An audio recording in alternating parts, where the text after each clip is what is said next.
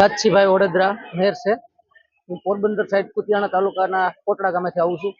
હું છેલ્લા 18 વર્ષથી અહીં માતાજીના જન્મદિવસ નિમિત્તે આવું છું અને અહીં હજારો માણસો 24 કલાકની અંદર પ્રસાદ લે છે અને રાતના પણ ભવ્ય સંતવાણી હોય છે। એમાં નામી અનામી કલાકારો ભીખુદાનથી માંડી અને ગુજરાતના તમામ કલાકારો આવે છે।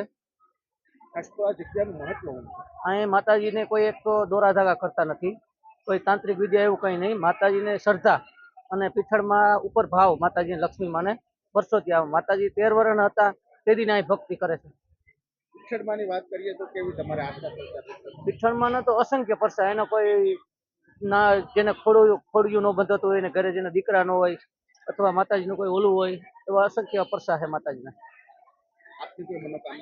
આપની મનોકામના પૂરી। અત્યારે મારે બહુ પરિસ્થિતિ નબળી હતી, હું માતાજીના હિસાબે છે અત્યારે ધંધામાં બહુ સારામાં સારું। મારે 35 વીઘા જમીન છે, બહુ સારું।